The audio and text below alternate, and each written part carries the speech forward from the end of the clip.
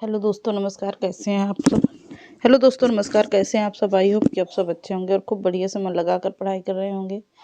तो जैसा कि आप लोगों को पता है, हिंदी साहित्य के प्रश्न चल रहे हैं, आप लोगों को प्रैक्टिस सेट में मिल रहा है। तो अच्छे अच्छे प्रश्न रहते हैं, वन लाइनर प्रश्न रहते हैं, तो आप लोग इसको नोट कर लिया करिए और अच्छे से पढ़ाई करिएगा। चलिए आज के सेशन का पहला प्रश्न देखते हैं। बहुत ही ज़बरदस्त प्रश्नों के साथ शुरुआत करते हैं। पहला प्रश्न है, संपूर्ण साहित्य को फैंटेस्टी का एक प्रकार कहा है। किसने कहा है? तो संपूर्ण साहित्य को फैंटेस्टी का एक प्रकार किसने कहा है? तो फ्रायड ने कहा है। किसने कहा है? फ्रायड ने कहा है। अगला प्रश्न है, कृति को फैंटेस्टी की पुत्री का किसने कहा है? तो कृति को फैंटेस्टी की पुत्री किसने कहा है? मुक्तिबोध जी के कथन है। किसके? मुक्तिबोध जी के कथन है। अगला है, फैंटेस्टी को अनुभव की कन्या किसने कहा है? तो फैंटेस्टी को अनुभव की कन्या मुक्तिबोध जी ने कहा है। इसको भी मुक्तिबोध जी के कथन है ये। अगला प्रश्न है, फैंटेस्टी एक छीना पर्दा है। फैंटेस्टी से बहुत सारे प्रश्न आप लोगों को देखने में मिलेंगे, क्योंकि पूरी परीक्षा में 1 2 3 प्रश्न तो ज़रूर ही पूछा जाता है। तो पूरा मैंने इसमें वॉच कर लिया है, पूरा मैंने इस प्रश्न उठा लिया है। जैसे जैसे प्रश्न बनेगा आप लोग अगर ध्यान से पढ़ लेंगे तो यहाँ से कोई भी प्रश्न बाहर नहीं आएगा। फैंटेस्टी एक छीना पर्दा है जिसमें जीवन तथ्य झांक उठते हैं। यह कथन किसने कहा है? फैंटेस्टी एक छीना पर्दा है जिसमें जीवन तथ्य झांक उठते हैं। यह कथन किसके हैं? ये भी मुक्तिबोध जी के ही कथन है। मुक्तिबोध से ही पूरे प्रश्न जितने भी फैंटेस्टी के बारे में कथन है, उक्ति है, सब फैंटेस्टी के बारे में ज़्यादातर किसने कहा है? मुक्तिबोध जी ने कहा है।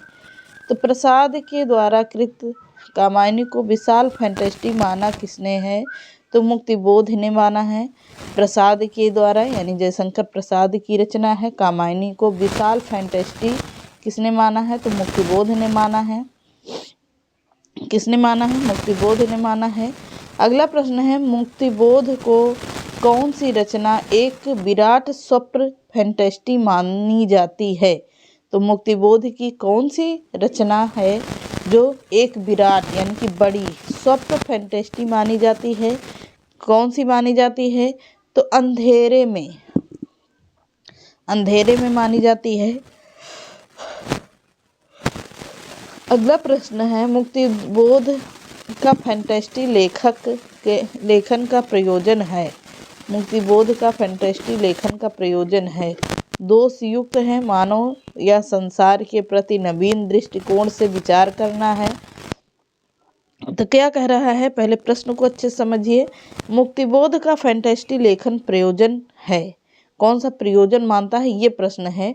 तो दोषयुक्त, मानव या संसार के प्रति नवीन दृष्टिकोण से विचार करना, ये क्या है? मुक्तिबोध के फैंटेस्टी लेखन का प्रयोजन माना जाता है।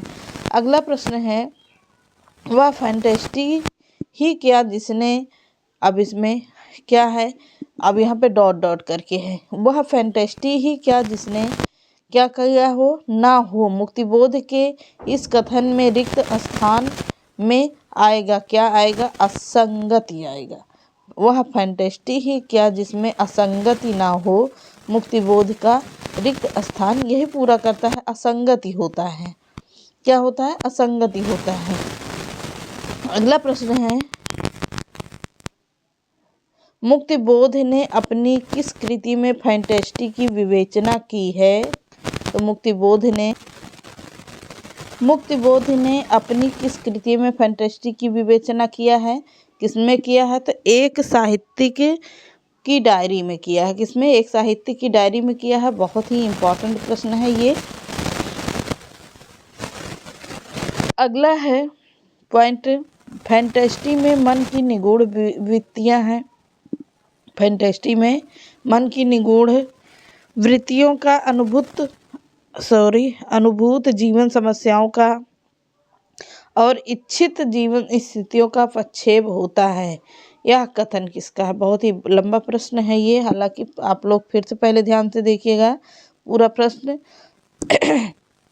फैंटेस्टी में मन की निगूढ़ वृत्तियों का अनुभूत जीवन समस्याओं का और इच्छित जीवन स्थितियों का प्रक्षेप होता है। क्या होता है? तो कथन क्या है, किसने कहा है, यह कथन पूछ रहा है। यह कथन किसके हैं? मुक्तिबोध जी के कथन हैं। ध्यान से यह प्रश्न देख लीजिएगा और चाहो तो स्क्रीनशॉट ले लीजिए। आपकी उम्मीद है कि ये प्रश्न बन सकता है आप लोगों से। चलिए आगे बढ़िए। अगला है फैंटेस्टी मनोविज्ञान का शब्द है।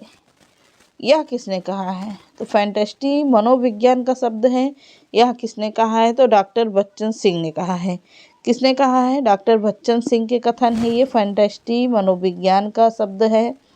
अगला प्रश्न है फैंटेस्टी का संबंध स्वप्न और अचेतन मन में घटित होने वाली घटनाओं की विघटित और बेहतरीन बिंबवलियों से किसने माना है? यह प्रश्न है। थोड़ा सा फिर से देखते हैं पहले।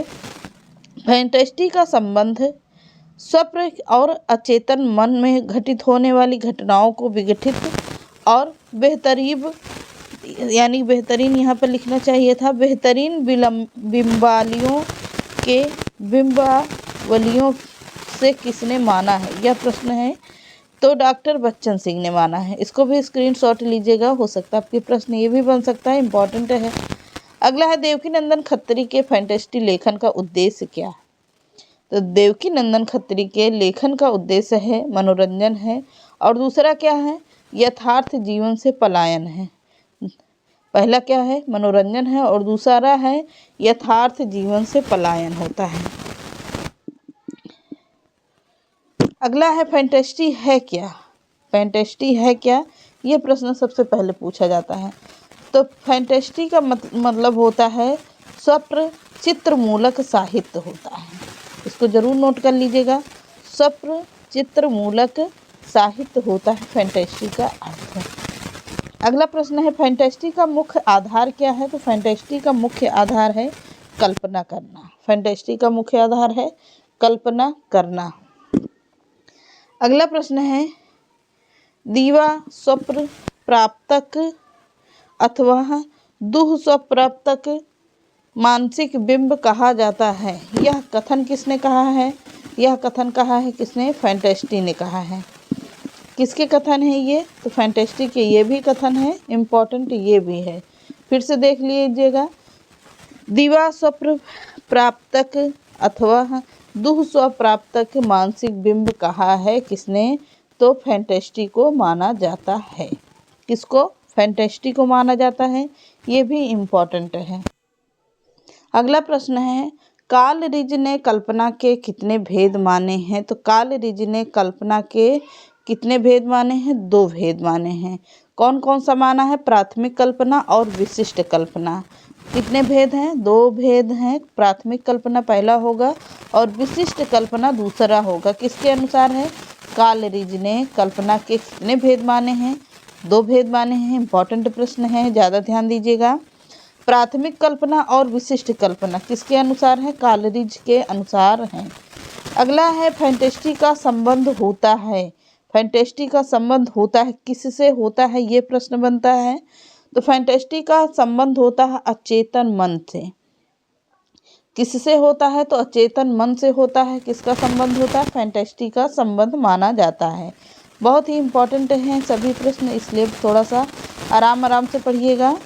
किसकी कृतियों में फैंटेस्टी लयात्मकता एवं जीवंतता का अद्भुत संगम दिखता है? किसकी कृतियों में दिखता है कि फैंटेस्टी लयात्मकता एवं जीवंतता का अद्भुत संगम दिखता है? तो रविंद्रनाथ ठाकुर की। किसके? रविंद्रनाथ ठाकुर की उसमें दिखता है, रचनाओं में दिखता है। अगला प्रश्न कह रहा है फैंटेस्टी कभी रूढ़ नहीं होती। फैंटेस्टी कभी रूढ़ नहीं होती, यह किसके कथन है? तो फैंटेस्टी कभी रूढ़ नहीं होती, यह कथन क्या है? सही है या गलत है? तो फैंटेस्टी कभी रूढ़ नहीं होती, यह कथन सत्य क्या है? यह कथन बिल्कुल सत्य है कि फैंटेस्टी कभी रूढ़ नहीं होती है। ये रहे आज के सभी फैंटेस्टी से बनने वाले सभी प्रश्न। यहाँ से 1-2 प्रश्न आप लोगों को मिलेगा ज़रूर। परीक्षा में, तो आप लोग इसको ध्यान से देख लीजिएगा, पढ़ लीजिएगा और याद कर लीजिएगा, क्योंकि यहाँ से प्रश्न 1-2 प्रश्न आप लोगों को मिलने हैं परीक्षा में। तो चलिए मिलते हैं नेक्स्ट क्लास में। छोटी सी क्लास थी ये, क्योंकि यहाँ पर सभी फैंटेस्टी से सभी प्रश्न थे, जो भी थे 20 प्रश्न थे आप लोगों के। तो 20 प्रश्न में आप लोगों के यहीं से प्रश्न बनते हैं। तो चलिए मिलते हैं नेक्स्ट क्लास में। नमस्कार।